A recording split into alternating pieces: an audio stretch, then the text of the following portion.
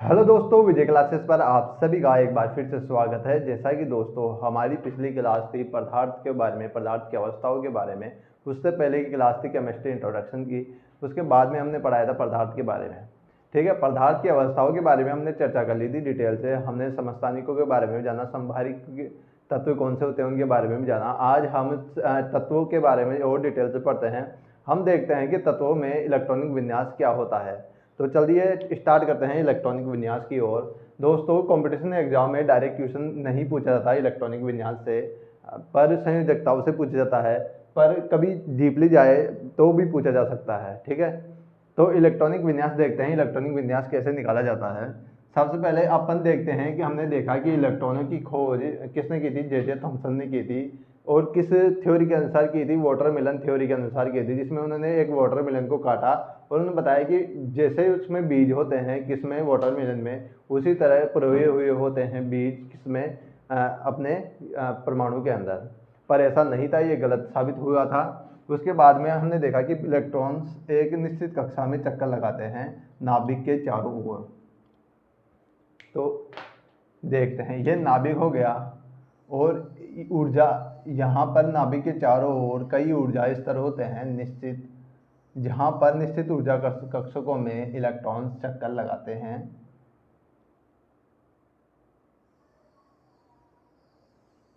इन निश्चित कक्षाओं में इलेक्ट्रॉन्स चक्कर लगाते रहते हैं और इनमें अपनी ऊर्जा को खर्च नहीं करते हुए अपनी, जो भी इलेक्ट्रॉन अपनी कक्षा में चक्कर लगाएगा तो वो अपनी ऊर्जा नष्ट नहीं करेगा। ठीक है ना।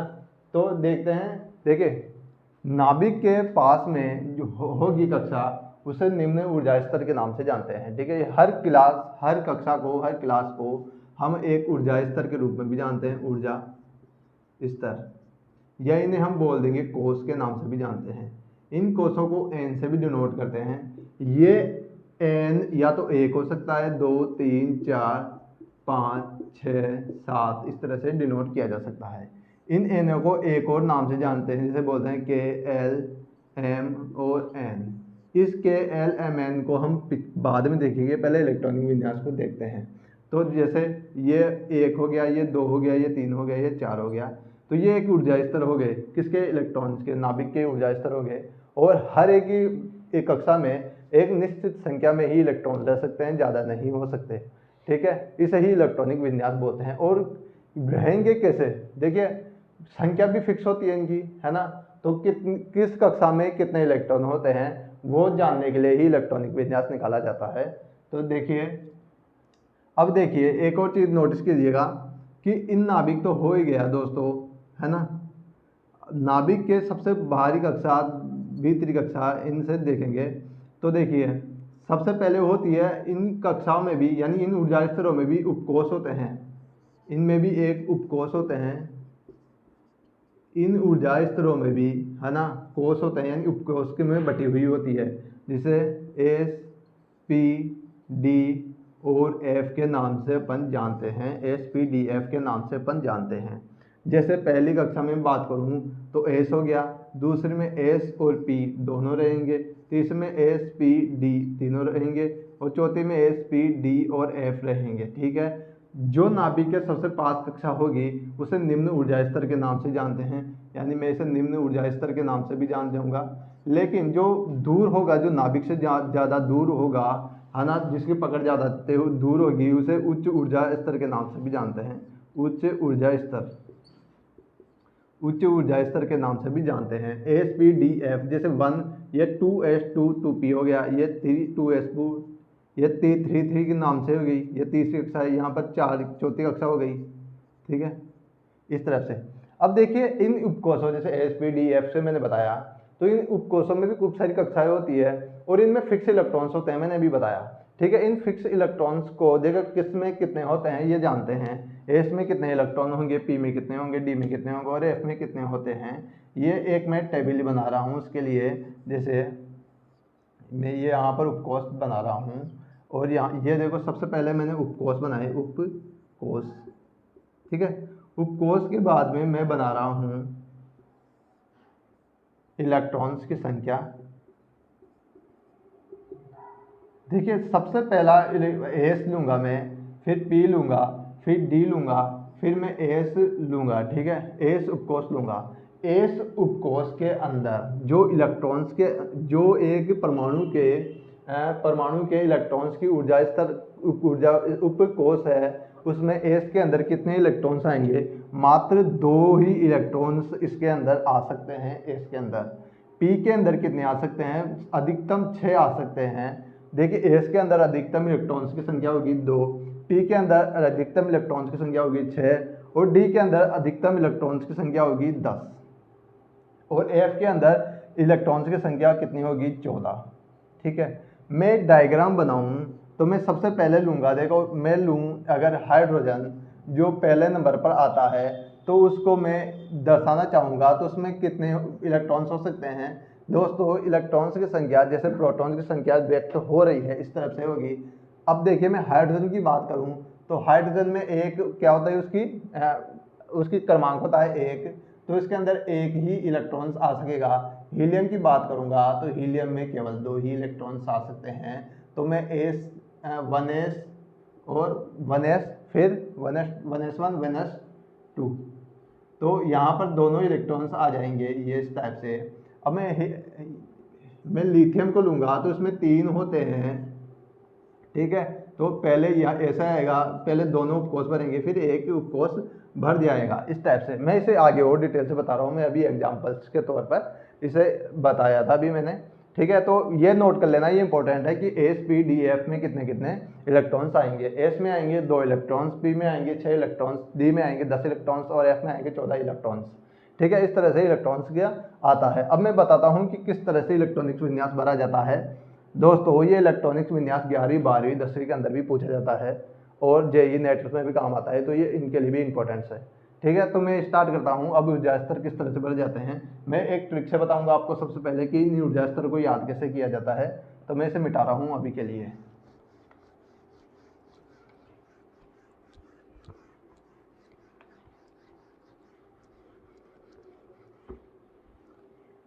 दोस्तों इलेक्ट्रॉनिक विन्यास इस तरह से भरे जाते हैं। देखिए सबसे पहले देखो मैं ट्रिक बता रहा हूँ। सबसे पहले जैसे 1:2 2:6, या तो आप इस तरह से याद रख लीजिए जैसे 1:2 2:6 है ना, इस टाइप से, या फिर आप इस तरह से याद रखिएगा।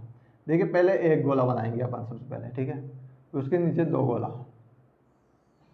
दोस्तों ये प्रैक्टिस के साथ आप प्रैक्टिस करोगे तो उसके साथ ये आपके हैबिट में आ जाएगी, आपके नेचर के अंदर आ जाएगी, फिर आपको इस तरह से गोले बनाने की जरूरत नहीं पड़ेगी।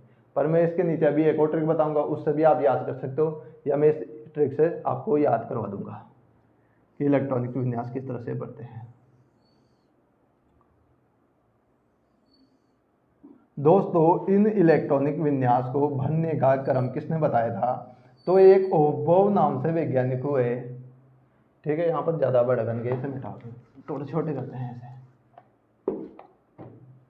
ठीक है। पहले ओबो नाम के वैज्ञानिक हुए थे एक, उन्होंने ये इलेक्ट्रॉनिक विन्यास के बारे में बताया था।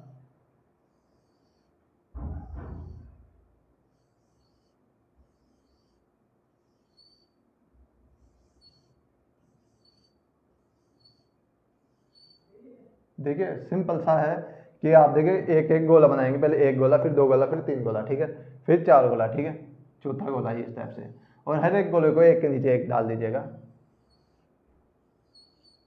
फिर 4 गोला, फिर 5वां गोला, ठीक है।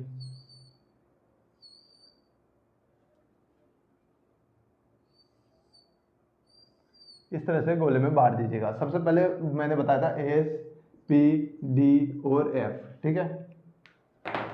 अब इस एस पी डी एफ मैंने बताया, तो सबसे पहले एस लिखेंगे, फिर एस, फिर पी, ठीक है, फिर एस पी, फिर डी, फिर एस पी डी एफ, फिर एस पी डी एफ, फिर ऐसे ही एस पी डी और एफ, ठीक है। अब देखिए अब इनके आगे इनके क्रम के अनुसार नाम भी वो नंबर डालेंगे, 1 2 2 3 3 3 4 4 4 4 5 5 5 5 6 6 6 और 6। ठीक है, अब देखिए भरते किस तरफ से है।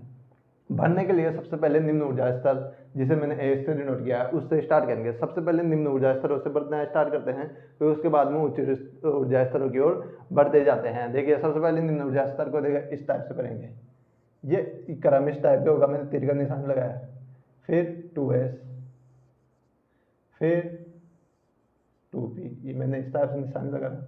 देखिए पहले 1s वाला ऊर्जा स्तर बढ़ेगा, फिर 2s वाला बढ़ेगा, फिर 2p वाला बढ़ेगा, फिर 3s वाले बढ़ेगा। इसका मतलब ये हो गया। ठीक है, फिर भर देंगे अपन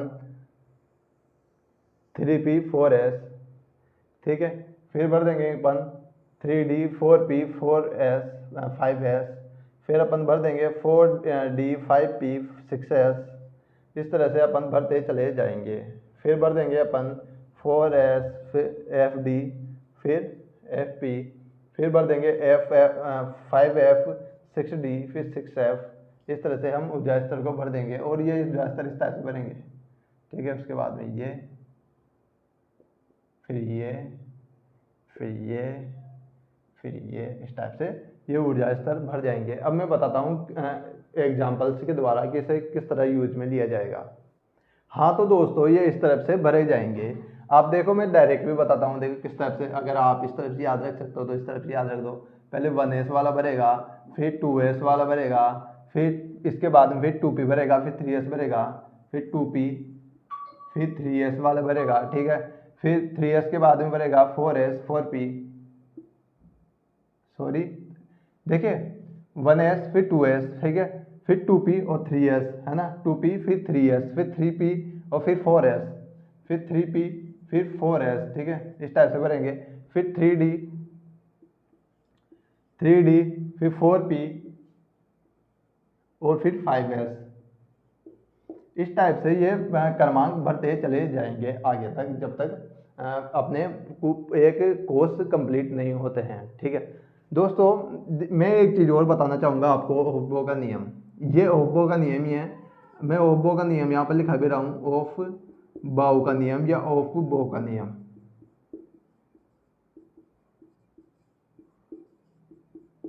ये नियम क्या कहता है, ये नियम ऐसा ही बोलता है कि कोई भी कक्षक या कोई भी इलेक्ट्रॉन जब स्थायी होंगे, या कुछ भी इलेक्ट्रॉन की कोई कक्षा स्थायी जब होगी, जब उसमें उसके पूरे इलेक्ट्रॉन्स फिलअप हो जाएंगे। ठीक है, तो वो अस्थायी, जब तक फिलअप नहीं होंगे तब तक वो अस्थायी होते हैं। देखिए इलेक्ट्रॉन्स, इन्होंने कहा कि इलेक्ट्रॉन्स सबसे पहले निम्न ऊर्जा स्तर में भरे जाते हैं, फिर बाद में उच्च ऊर्जा स्तर में।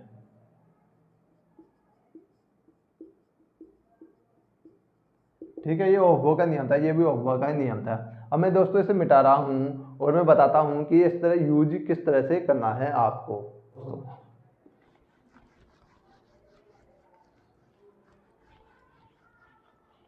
देखो मैं सबसे पहले आयरन को ले रहा हूँ। आयरन को किस टाइप से भरेंगे, आयरन कितने नंबर पे आता है, 9 नंबर पे। अब इसमें कितने इलेक्ट्रॉन्स हो गए, 9 इलेक्ट्रॉन्स हो गए टोटल। अब इसे भरेंगे कैसे दोस्तों, देखो इस टाइप से भरेंगे। 1s को लेंगे सबसे पहले, 1s आप इस ले लिए, 2s, फिर 2p, फिर 3s। ठीक है, और फिर आगे 3p तक ले लेंगे। चलो अब देखो भरेंगे कैसे। सबसे पहले एस में आएंगे कितने इलेक्ट्रॉन्स, 2 इलेक्ट्रॉन्स। मैंने बताया था एस में कितने इलेक्ट्रॉन्स आते हैं, 2 इलेक्ट्रॉन्स, है ना, मैंने बताया था। मैं यहाँ पर भी लिख देता हूँ, एस में कितने इलेक्ट्रॉन्स आएंगे, एस में 2 इलेक्ट्रॉन्स आएंगे, पी में कितने आएंगे, 6 इलेक्ट्रॉन्स आएंगे अधिकतम, डी में 10, और एफ में कितने आएंगे, 14 इलेक्ट्रॉन्स। यानी हम आगे की कक्षा में जब बढ़ेंगे, जब इनके इलेक्ट्रॉन्स पूरे बढ़ते जाएंगे। ठीक है, अब मैं भरूंगा, देखिए एस वाला कक्षक, सबसे पहले एस भरूंगा तो एस में कितने इलेक्ट्रॉन्स आएंगे, 2। फिर इसके बाद में मैं किससे में भरूंगा, एस में दोबारा एस आ रहा है तो इसमें 2 भर दूंगा। कितने इलेक्ट्रॉन्स हो गए, 4 इलेक्ट्रॉन्स हो गए। पी में कितने इलेक्ट्रॉन्स आ सकते हैं, अधिकतम 6 इलेक्ट्रॉन्स आ सकते हैं। तो इसमें कितने हो गए, ये 4 हो गए। अब इसमें कितने इलेक्ट्रॉन्स भर दूं मैं, जो ये फिलअप कंप्लीट हो जाए। तो मैं इसे बताऊंगा 5 इलेक्ट्रॉन्स भर दूंगा मैं, तो ये पूरा कंप्लीट हो जाएगा। तो इसकी मैं इलेक्ट्रॉनिक विन्यास क्या हो गया, फ्लोरीन का 1s2 2s2 2p5। ये इलेक्ट्रॉनिक्स विन्यास हो गया किसका, फ्लोरीन, इसका फ्लोरीन का। फिर मैं सोडियम लूंगा, सोडियम के कितने नंबर पे आता है, 11 नंबर पे आता है सोडियम आवर्त सारणी में। अब मैं इसे भरूंगा तो किस तरह से भरूंगा, देखो 1s2 2s2 2p 6 कितने हो गए, 2 × 2 = 4 और 4 और 6 10 हो गए, ठीक है। अब एक इलेक्ट्रॉन और बच गया जो किस में आएगा, 3s1 में आएगा, तो यहाँ पर आ जाएगा 3s1। तो फ्लोरीन का सोडियम का इलेक्ट्रॉनिक विन्यास क्या हो गया, 1s2 2s2 2p6 3s1, ठीक है। इसी तरह मैं अब लूंगा क्लोरीन का, जो क्लोरीन कितने नंबर पे आता है, 14 नंबर पे आता है। और देखिए भरते हैं 1s2 2s2 2p6, फिर कितना नंबर कितने हो गई है, देख 2 2 2 2 4 4 और 6 10 के बाद में 3s2 3 भी पूरा भर जाएगा 3s2। अब कितने हो गए, 10 और 2, ये 10 और 2 12, 2 इलेक्ट्रॉन सोर्स बच गए। तो फिर 3s के बाद में 3p वाली कक्षा आएगी, तो 3p में कितने इलेक्ट्रॉन्स आ सकते हैं, अधिकतम 6 इलेक्ट्रॉन्स आ सकते हैं इसके अंदर। तो अपने को कितने इलेक्ट्रॉन चाहिए, कितने इलेक्ट्रॉन्स बच गए, तो 2 × 2 = 4 4 6 10 10 और 2 10 और 2 12 12 कितने चाहिए, 2 इलेक्ट्रॉन्स और बच गए, तो इसमें 2 इलेक्ट्रॉन्स और भर देंगे, तो ये क्लोरीन का क्या हो जाएगा, इलेक्ट्रॉनिक विन्यास हो जाएगा। मैं बात करूं आगे स्कैंडियम की, स्कैंडियम कितने नंबर पर आएगा, 21वें नंबर पर आ जाएगा, और 21वें नंबर पर आ जाएगा। तो मैं इसे भरूंगा, देखो 1s2 2s2 2p6 3s2 3p6 कितने इलेक्ट्रॉन्स हो गए, देखो दोस्तों गिनते हैं, यहाँ पर यहाँ तक 10 हो गए, 10 और 2 12 12 और 6 12 और 6 18 हो गए। अब टोटल इलेक्ट्रॉन्स कितने हैं अपने पास, 21 है। 3p6 के बाद में क्या आ रही है, 4s2 अब कितने इलेक्ट्रॉन्स हो गए, देखो दोस्तों 10 10 10 और 10 20, एक और इलेक्ट्रॉन चाहिए अपन को, तो मैं लूंगा 4s के बाद में 3d वाला कक्षा, तो 3d1, ठीक है। इस टाइप से ये भरने लग जाएंगे, इलेक्ट्रॉनिक विन्यास इस तरफ से भरते हैं। मैं एक इम्पोर्टेंट वाला उदाहरण लेता हूँ जो सबसे ज़्यादा पूछा गया है, क्रोमियम का। क्रोमियम का इलेक्ट्रॉनिक विन्यास देखते हैं, क्रोमियम में क्या भिन्नता आती है। देखिए क्रोमियम का, देखिए क्रोमियम का देखने से पहले मैं एक चीज़ बता देता हूँ आपको। मैं यहाँ पर इसे साइड में लिखता हूँ दोस्तों, इसमें कितने आ रहे हैं, 2, पी में 6, डी में 10, एफ में 14।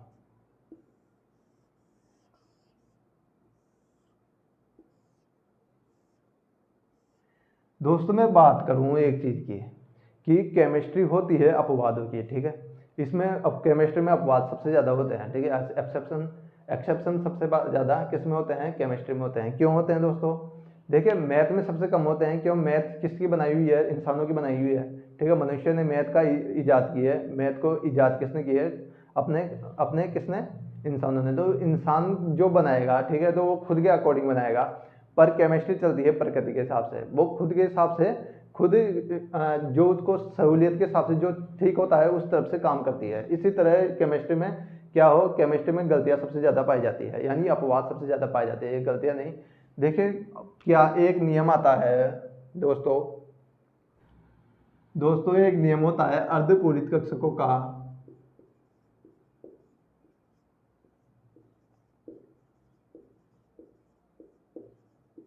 स्थायित्व का नियम।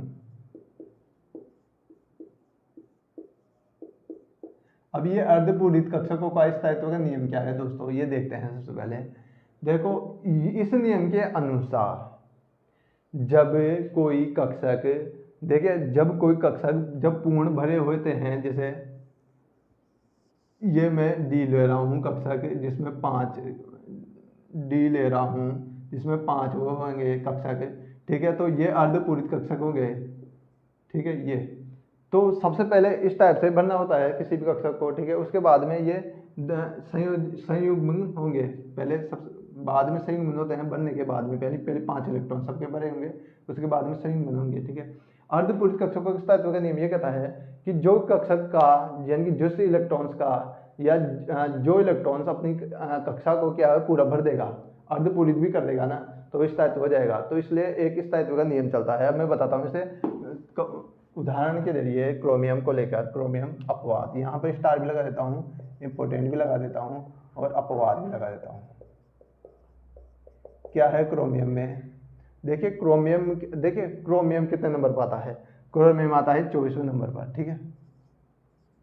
आवर्त सारणी में क्रोमियम आता है 24वें नंबर पर, ठीक है। अभी से भरते हैं सबसे पहले 1s2, यहाँ पर नीचे लिख रहा हूँ 1s1, 1s 2s 2p6, 1s2 2s2 2p6, ठीक है। 3s2 3p6, ठीक है। 4s2 और 4s2 के बाद में 3d6, है ना। यहाँ तक रखते हैं इसे। अब देखते हैं कितना बार गया। 2 2 2 4, 4 3 10, यहाँ तक 10 हो गए। यहाँ पर भी कितने हो गए, 10 हो गए, ठीक है। क्रोमियम कितने नंबर पर आता है, 24वें नंबर पर आता है। 1s2 2s2, यहाँ पर 10, यहाँ तक 10 कंप्लीट हुए, और यहाँ पर देखेंगे तो यहाँ पर भी 10 कंप्लीट हो गए, ठीक है। अब कितने नंबर, अपन को कितने इलेक्ट्रॉन चाहिए, 4 इलेक्ट्रॉन तो चाहिए। देखिए सहूलियत के हिसाब से तो होना चाहिए 4, ये तो देखिए नियम के हिसाब से तो 4 सही है यहाँ पर, कि नियम तो यही कहता है कि सबको भर दो, तो सबको हमने पहले भर दिया, यानी कि निम्न ऊर्जा स्तर को सबसे पहले भर दो। नियम तो ये कहता है और नियम के अनुसार हमने भर भी दिया, तो इस हिसाब से तो सही है ये।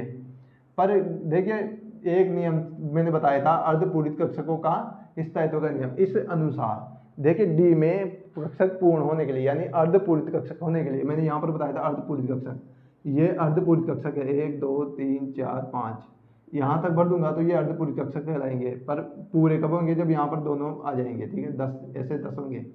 लेकिन तो अर्धपूरित कक्षकों के स्थायित्व का नियम यही कह रहा है कि अगर कोई भी कक्षक अर्धपूरित भी होगा तो स्थायित्व प्राप्त कर लेगा, यानी कि वो ज़्यादा स्टेबल होगा। तो इसलिए क्या होगा, ये एस वाला क्या करेगा, जो निम्न ऊर्जा के ऊर्जा स्तर है एस, ये अपना 1 इलेक्ट्रॉन दे देगा डी को, और यहाँ पर 5 हो जाएंगे, और यहाँ पर अर्धपूरित कक्षक पूर्ण हो जाएंगे। जैसे अब होना तो ये चाहिए, तो यहाँ पर हो रहा है दिक्कत, तो मैं इसे यहाँ पर लिखता हूँ। हो रहा क्या है, 1s1 3d5, ये होता ये है, ठीक है। तो ये अपवाद है, और 1s1 3d5 इस तरह से याद रख सकते हो। इसने अपने अर्धपूरित कक्षक पूर्ण करने के लिए, स्थायित्व प्राप्त करने के लिए, एक इलेक्ट्रॉन एस से लेकर और डी में कन्वर्ट, एस से एक इलेक्ट्रॉन कन्वर्ट आके ये किसके पास आ गया, डी कक्षक के पास आ गया। इसी तरह एक और उदाहरण लेते हैं अपन दोस्तों। एक और तत्व है जैसे कोबाल्ट, है ना, जो कितने नंबर पर आते हैं, 29वें नंबर पर आता है, ठीक है। अभी 29वें नंबर पर आता है, ये क्या अपवाद है इसमें, ये देखते हैं। देखिए इसे भरते हैं 1s2 2s2 2p6 3s2 3p6, फिर 4s2 और 3d, अपने कितने इलेक्ट्रॉन्स बच गए देखते हैं। 2 2, देखो यहाँ तक आएंगे 10, और यहाँ पर कितने आएंगे, यहाँ पर भी 10 10 20 है ना। कितने चाहिए टोटल, डी में कितने कक्षक आते हैं, डी में आते हैं 10, तो इसमें आ जाएंगे 9। अब ये ओफुबो यानी ओफुबो के नियम के अनुसार तो ये सही है ना, हमने इलेक्ट्रॉनिक की वजह से सही भर दिया। पर यह नियम है कौन सा, अर्धपूरित कक्षकों के स्थायित्व का नियम के अनुसार इसके अंदर ये अपने पूर्ण पूरित कक्षक कर लेगा, ठीक है। ये नियम तो लग रहा है इसमें, ये पूर्ण पूरित कर रहा है, ठीक है। यानी डी में टोटल कितने इलेक्ट्रॉन्स आते हैं, डी में टोटल 10 इलेक्ट्रॉन्स आते हैं। 10 के आने के बाद में ये अपने स्थायित्व प्राप्त कर लेगा। स्थायित्व प्राप्त करने के लिए ये क्या करेगा, ये एक एस से उछल कर इलेक्ट्रॉन्स इसके पास आ जाएगा डी के पास, और ये अपने 10 कर लेगा। किस तरह से देखें, 4s1 3d10, अब ये अपने इलेक्ट्रॉन्स को पूर्ण कर लिया इसने, किसने, कॉपर ने, और इस तरह से यह किसने अपने स्थायित्व को प्राप्त कर लेता है। इस तरह से ये नियम चलते रहते हैं। अब मैं बता रहा हूँ आपको 1 से लेकर 20 तक के इलेक्ट्रॉनिक विन्यास, और उसे नोट कर लेना, वो इंपॉर्टेंट है, 1 से लेकर 20 तक के, ठीक है। ये भी इंपॉर्टेंट है, मैंने बताया था अभी, जो भी बताए हैं वो सारे ही इंपॉर्टेंट है, पर मैं 1 से लेकर 20 तक के और बताने जा रहा हूँ, वो जल्दी जल्दी कराऊंगा मैं, ठीक है। मैं इसे मिटा रहा हूँ अभी के लिए, इसे स्क्रीनशॉट ले लीजिएगा।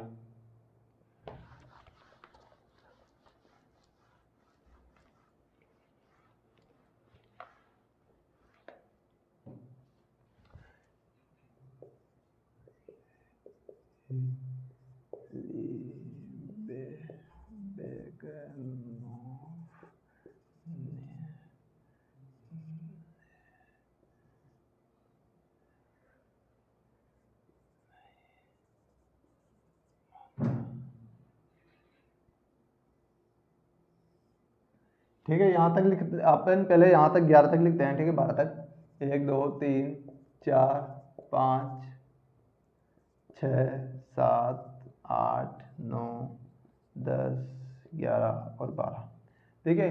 हाइड्रोजन में हाइड्रोजन इलेक्ट्रॉनिक विन्यास पे कितना होगा। देखिए हाइड्रोजन का देखते हैं सबसे पहले, तो 1s1, ठीक है, फिर 1s2, ठीक है, फिर 1s2, 2s2, 2s1, ठीक है, फिर इसका देखेंगे बेरिलियम का, तो 1s2, 2s2, ठीक है। अब देखते हैं अपन बोरोन का, जो छठे नंबर पर आ रहा है, 5वें नंबर पर, छठे नंबर कार्बन पर, ठीक है। 1s2, 2s2, अब कितने बज गए, एक बज गया, तो 2p1, ठीक है। अब देखते हैं कार्बन का, तो 1s2, 2s2, 2p2। नाइट्रोजन के देखते हैं 1s2, 2s2, 2p3। अब हाइड्रोजन का, उसका ऑक्सीजन का देखते हैं, 1s2, 2s2, 2p4। अपन देखते हैं फ्लोरीन का, तो 1s2, 2s2, 2p5। अपन नियोन का देखते हैं, तो 1s2, 2s2, 2p6। इंपॉर्टेंट दोस्तों, मैंने नियोन को इम्पोर्टेंट इसलिए लगा दिया क्योंकि ये एक अक्रिय गैस है। नियोन एक गैस होती है, इसने अपने कक्षकों को पूर्ण रूप से भर लिया है, तो ये अक्रिय अवस्था में होती है, यानी कि सक्रिय नहीं होती, अक्रिय होती है, यानी कि ये क्रिया नहीं करती किसी भी चीज़ के साथ, किसी भी पदार्थ के साथ क्रिया नहीं करती, ये अक्रिय गैस होती है। ये इंपॉर्टेंट है, ठीक है, अक्रिय गैस। अब देखिए आगे बढ़ते हैं सोडियम की ओर, तो सोडियम 1s2, 2s2, 2p6। आगे 6p के बाद में क्या आ रहा है, 3s2, तो 3s1। अब देखिए आगे बढ़ते हैं मैग्नीशियम की ओर, तो 1s2, 2s2, 2p6, 3s2। तो इस तरह से ये भरते चले जाएंगे। मेरे को नहीं लगता कि मैं पूरे बताऊंगा आपको, तो कि पूरे आते भी नहीं है, तो मैं यहाँ पर इसे मिटाने जा रहा हूँ और संयोजकता की ओर बढ़ते हैं। इलेक्ट्रॉनिक विन्यास यहाँ पर खत्म होता है। संयोजकता कैसे निकालेंगे किसी भी तत्व की, वो देखते हैं। इसे मिटा रहा हूँ मैं अभी।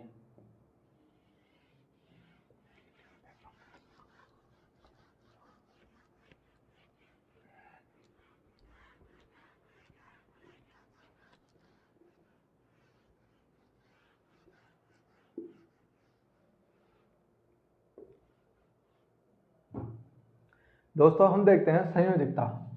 अब देखेंगे अपन संयोजकता, मैं इसे मिटाने जा रहा हूँ इलेक्ट्रॉनिक विन्यास को, इसे मिटाते हैं। यहाँ पर लिखते हैं संयोजकता,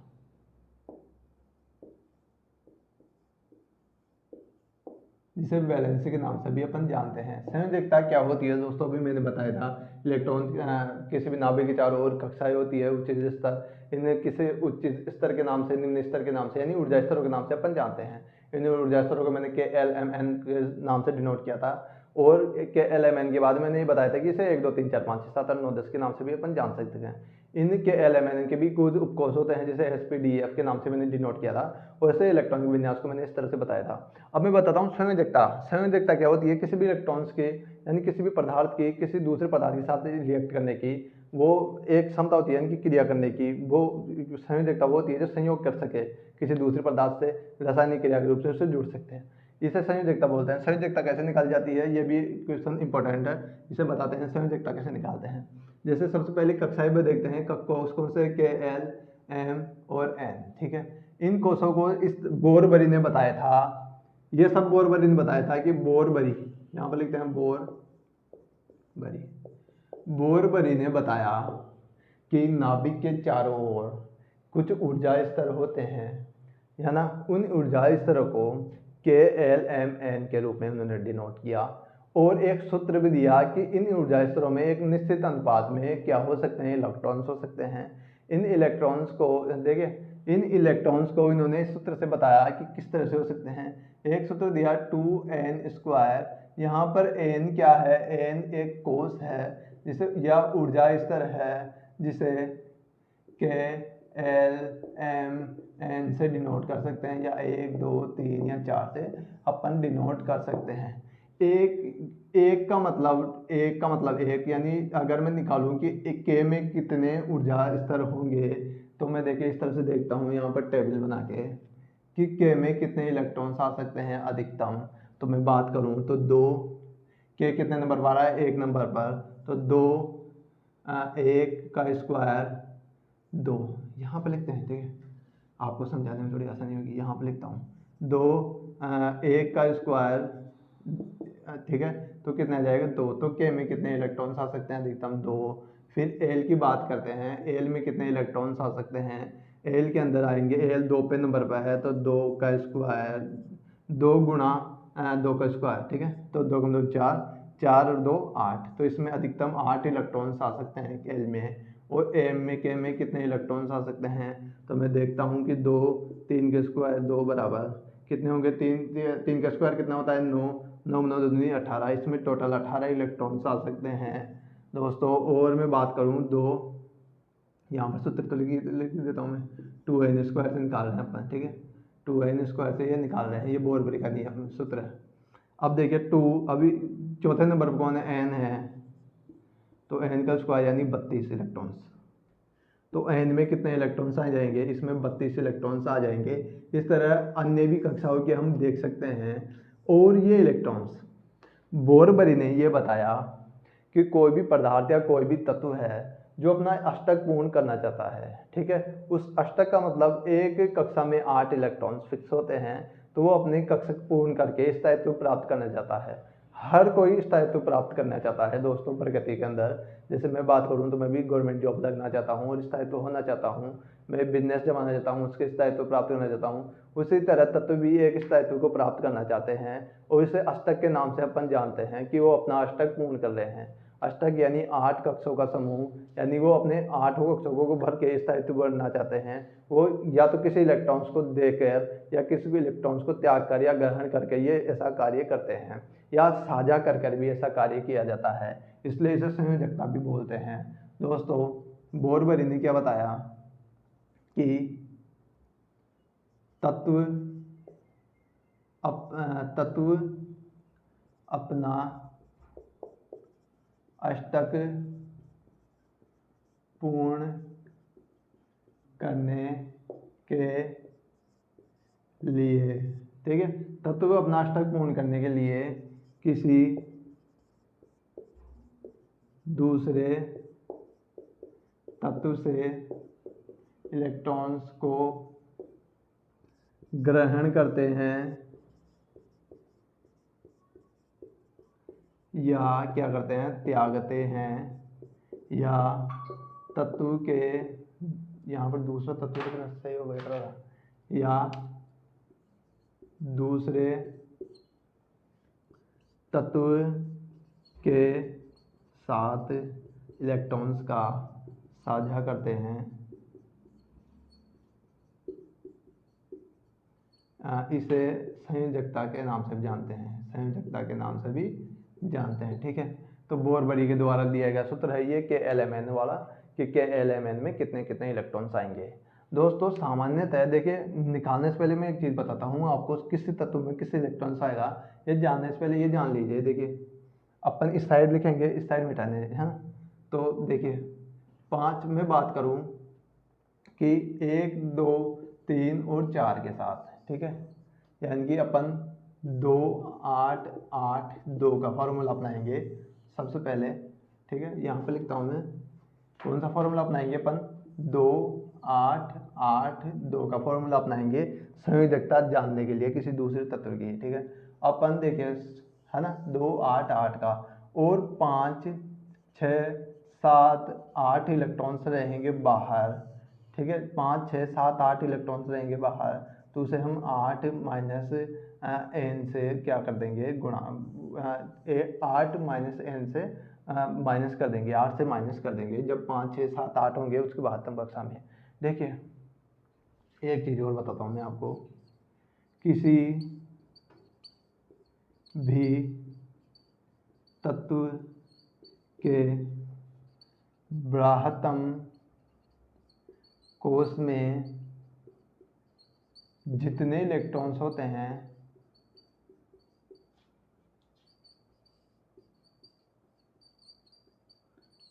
उसे उस तत्व की संयोजकता कहते हैं।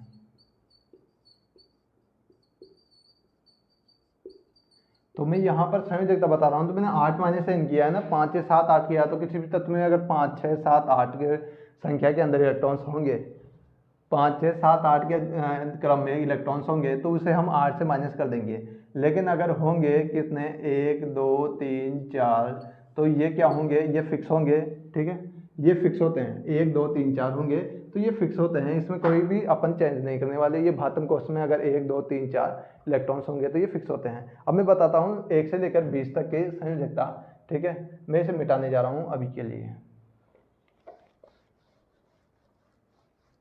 दोस्तों संयोजकता भी कोई किसी की संयोजकता ज़्यादा भी हो सकती है, संयोजकता कम भी हो सकती है, वैलेंसिया फिक्स नहीं होती है। जैसे आयरन की संयोजकता 2 भी होती है और आयरन की संयोजकता 3 भी होती है, ठीक है। तो मैं बताता हूँ, सबसे पहले 1 से स्टार्ट करते हैं। हे ली बे नो, ठीक है।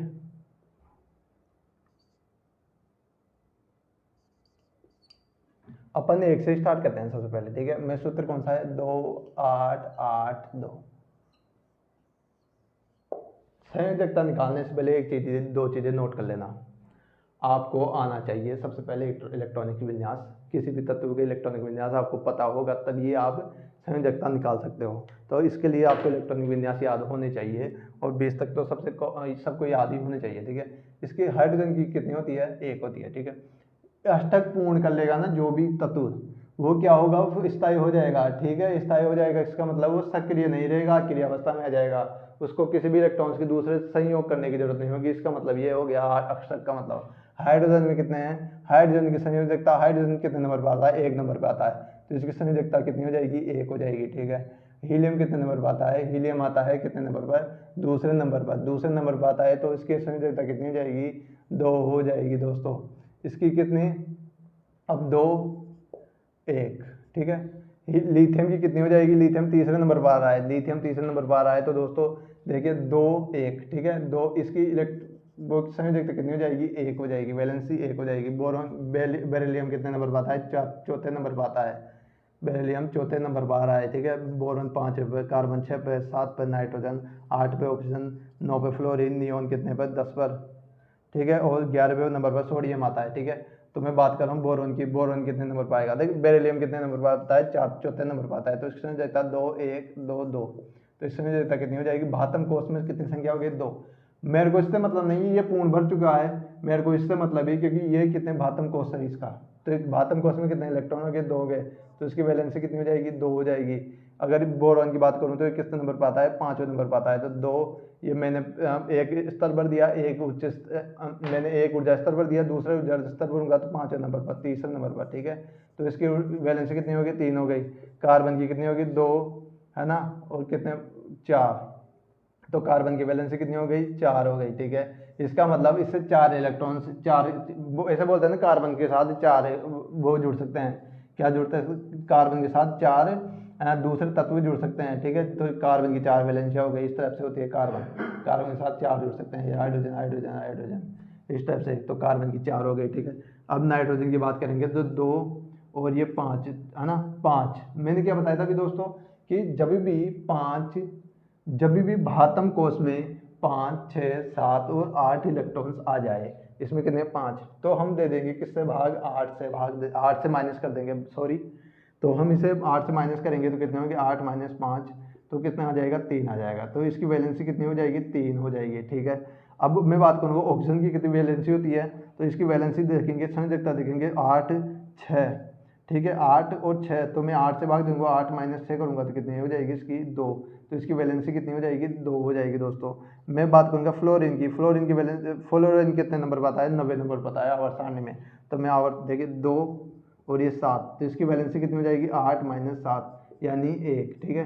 इसकी वैलेंसी कितनी हो गई, 1 हो गई। अब मैं बात करूंगा नियोन की, जो एक अक्रिय गैस है, स्टार लगाता हूँ यहाँ पर, 2 और 8, इसकी वैलेंसी कितनी हो जाएगी, 8 - 8 करेंगे तो 0। इसका मतलब इसकी संयोजकता नहीं है, संयोजकता नहीं है, इसका मतलब ये हो गया ये किसी भी साथ क्रिया नहीं करेगा, ये अक्रिय अवस्था में रहेगा, इसलिए नियोन एक अक्रिय गैस है। टोटल 6 अक्रिय गैसें पाई जाती है प्रकृति में, वो मैं आगे बताने जा रहा हूँ। हाँ तो दोस्तों इस तरफ से वैलेंसिया होती है दोस्तों। ये हो गया इसका निम्न ऊर्जा स्तर, ये हो गया इसका उच्च ऊर्जा स्तर। पहले ये वाला ऊर्जा स्तर भरा जाएगा, याद रखना बोरबरी ने बताया था कि पहले निम्न ऊर्जा स्तर भरे जाते हैं, उसके बाद में उच्च ऊर्जा स्तर की ओर देखा जाता है। तो सबसे पहले मैं निम्न ऊर्जा स्तर को भरा जाऊंगा, निम्न ऊर्जा स्तर को भरूंगा, फिर उसके बाद में उच्च ऊर्जा स्तर को भरूंगा।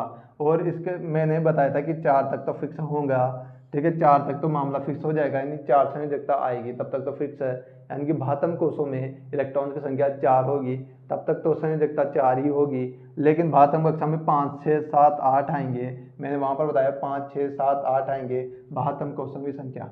यहाँ पर मैं लिखता हूँ 72 इलेक्ट्रॉन्स की संख्या।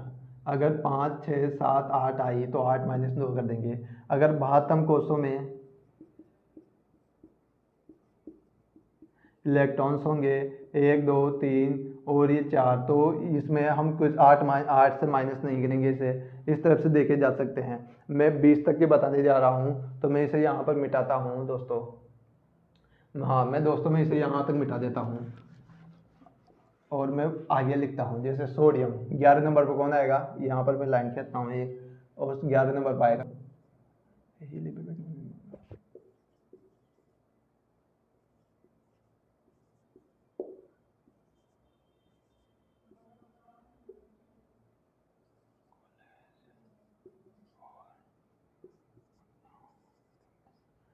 ठीक है। तो सोडियम 11 पे, फिर 12 पे मैग्नीशियम, फिर 13 पे एल्यूमिनियम, सिलिकॉन 14 पे, 15 पे फास्फोरस, सिलिकॉन कितने नंबर पर आएगा 16 नंबर पे, और 17 नंबर पे कैल्शियम, और क्लोरीन सॉरी, फिर आर्गन कितने पर 18 पर, और 19 पर पोटेशियम, 20 पर कितने कैल्शियम आएगा।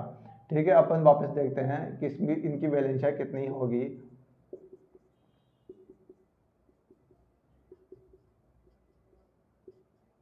अब इनकी वैलेंसिया देखते हैं अपन 2, 8, 8, 8, 2 के द्वारा। देखिए पहले में कितने आएंगे 11, ठीक है, तो 2 और 8 तो 6 भर गया ना, कोई दिक्कत थोड़ी आ रही है 2, 8 में भरने के बाद में।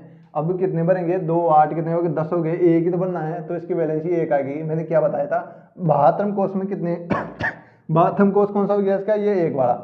ये 72 कोष में संख्या कितनी होगी 1।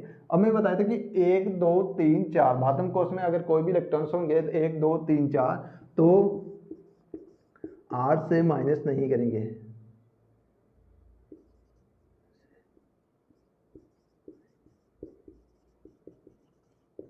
ठीक है, तो 1, 2, 3, 4 तक तो नहीं घटा रहे, तो क्या हो गया यहाँ पर 72 क्वेश्चन में 1 हो गया, तो इसकी वैलेंसी कितनी हो गई 1 हो गई। मैग्नीशियम 12 पे नंबर आता है तो कितने 2, 8, 2, इसकी वैलेंसी कितनी होगी 2 मैग्नीशियम की। एल्यूमिनियम की वैलेंसी देखेंगे तो 2, 8, 3, इसकी वैलेंसी कितनी होगी 3 हो गई। सिलिकॉन की वैलेंसी देखेंगे तो 2, 8 और 4, तो इसकी वैलेंसी कितनी होगी 4। 4 के बाद में मैंने बताया था कि कोई भी 4 के बाद में बताया था मैंने, जब भी 4 के बाद में आ जाएगा कोई भी 72 कोष में 4 से ज़्यादा इलेक्ट्रॉन्स आएंगे। जैसे 5 देखिए फास्फोरस की ओर 2, 8, 5, फास्फोरस में कितने आ गए 5 आ गए, तो मैं माइनस कर दूंगा किससे, मैं माइनस कर दूंगा दोस्तों, मैं यहाँ पर दूसरा यूज दे रहा हूँ, मैं माइनस कर दूंगा 8 से, तो 8 माइनस 5 करूंगा तो इसकी वैलेंसी कितनी आ जाएगी 8 माइनस 5 किया तो 3, तो इसकी वैलेंसी 3 हो गई किसकी फास्फोरस की। मैं सल्फर की देखूंगा, सल्फर की देखूंगा तो 2, 8, 6, यहाँ पर 6 आ गया, तो मैंने बताया था सूत्र के अनुसार 72 कोषों में की संख्या कितनी हो जाए 5, 6, 7, 8, तो मैं माइनस कर दूंगा 8 माइनस 6, ठीक है, तो कितनी आ जाएगी इसकी 2। अब मैं क्लोरीन की ओर चलूंगा तो इसमें 2, 8 कितने 7, तो मैं 8 से माइनस करूंगा दोस्तों, 8 माइनस 7 तो आ जाएगी अपने 1, तो इसकी वैलेंसी कितनी आ गई 1। ये वैलेंसी है संयोजकता है, यानी कि इससे इलेक्ट्रॉन्स इसे दूसरे तत्व इतने आके जुड़ सकते हैं, इतने इलेक्ट्रॉन्स ही ले सकता है, ठीक है। अभी आर्गन आ गया, ठीक है 18 नंबर पर, तो 2, 8 और 8, 2, 8, 8, यहाँ पर आर्गन के ऊपर मैं स्टार लगाऊंगा, जैसे मैंने नियोन के ऊपर एक स्टार लगाया था, मैंने नियोन के ऊपर एक स्टार लगाया था नियोन, उसी तरह मैं एक स्टार लगाऊंगा किसके आर्गन के ऊपर। आर्गन भी एक अक्रिय गैस है, आर्गन एक गैस है, ये कौन सी गैस है ये अक्रिय गैस है, यानी कि ये रिएक्शन नहीं करेगी, ये अक्रियता दर्शाएगी। टोटल 6 अक्रिय गैसें हैं प्रकृति के अंदर, जिसमें से 2 तो आ गई है, ये सही है ना, ठीक है, ये याद रखना क्रिया से डायरेक्ट पूछी जाती है। 2, 8, 8 ये इंपॉर्टेंट है, इसकी वैलेंसी कितनी हो जाएगी 0, इसकी वैलेंसी कितनी हो जाएगी 0, ठीक है। अब लूँगा मैं पोटेशियम की ओर, पोटेशियम की बात करूँ 2 8, अब कितनी 8, ये बराबर गया। अब कितनी है 2 8 8 2, ठीक है। यहाँ पर लूँगा मैं 1, ठीक है। अब मैं कैल्शियम को लूँगा तो 2 8 8 और 2। इस तरह से अपन वैलेंसियाँ निकाल सकते हैं किसी भी तत्व की। यहाँ पर 1, इसकी वैलेंसी 1 हो गई, वो इसकी 2 हो गई। दोस्तों इस तरह से हम वैलेंसियाँ निकाल सकते हैं किसी भी तत्व की, इस तरह से, है ना। दोस्तों मैं एक और बार रिपीट कर रहा हूँ इसे, फिर मैं इस वीडियो को अंत करूँगा, इस क्लास को अंत करूँगा। यहाँ पर जैसे हाइड्रोजन की वैलेंसी कितनी होती है 1, यानी कि हाइड्रोजन के 72 कक्षा में कितने इलेक्ट्रॉन्स है 1 है। हाइड्रोजन अपवाद है, मैं आवर्त सारणी में बताऊंगा आपको क्या स्टोरी है हाइड्रोजन की। फिर हीलियम की 2 आवर्त सारणी में से दूसरे नंबर पर गया है। इसके इलेक्ट्रॉनिक विन्यास की बात करें तो इसके 72 कोष में 2 इलेक्ट्रॉन्स होते हैं। इसके 72 कोष में कितने इलेक्ट्रॉन्स होते हैं, इसमें 1 होते हैं, तो इसके वैलेंसियाँ लिथियम की 1 हो गई। बेरिलियम की लूंगा तो बेरिलियम के चौथे नंबर पर आता है बेरिलियम, और इसके वैलेंसी कितनी होगी 2 हो जाएगी। बोरोन की बात करूंगा तो 5वें नंबर पर आता है बोरोन। इसके 72 कोषों में इलेक्ट्रॉन्स की संख्या कितनी है 3 है, 3 हो गई। देखिए यहाँ पर देखिए 3 है, तो इसकी वैलेंसी कितनी हो गई 3 हो गई।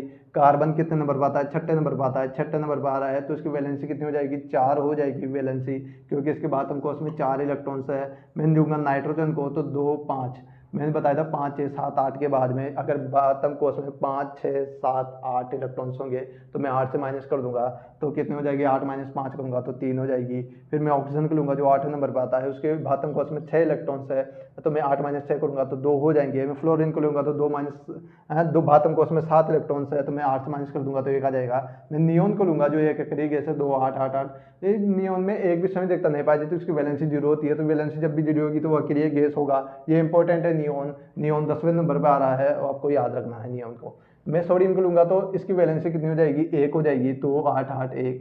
मैं मिलूंगा मैग्नीशियम तो इसकी 72 कोषों में 2 इलेक्ट्रॉन्स है, तो इसकी वैलेंसी कितनी हो जाएगी 2 हो जाएगी, संयोजकता 2 हो जाएगी।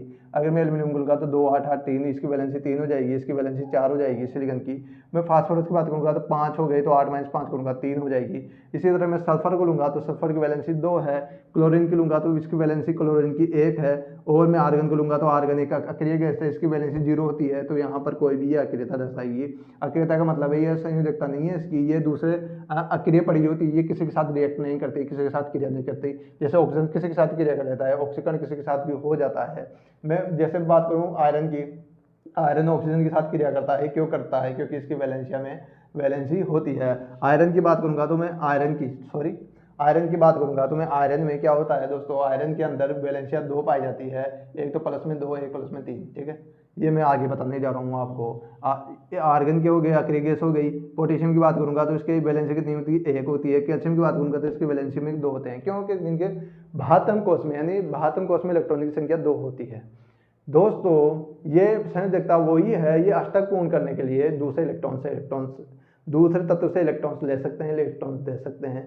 इससे क्या होता है एक बॉन्डिंग बनती है, संयोजकता बनती है, सहसंयोजक बंध बन पाता है। सहसंयोजक बंध भी 2 प्रकार के होते हैं, वो भी मैं आगे बताऊंगा आपको। मैं इस क्लास को यहीं पर अंत करता हूँ। आपको वीडियो अच्छा लगे तो लाइक कर देना, शेयर कर देना, सब्सक्राइब कर देना।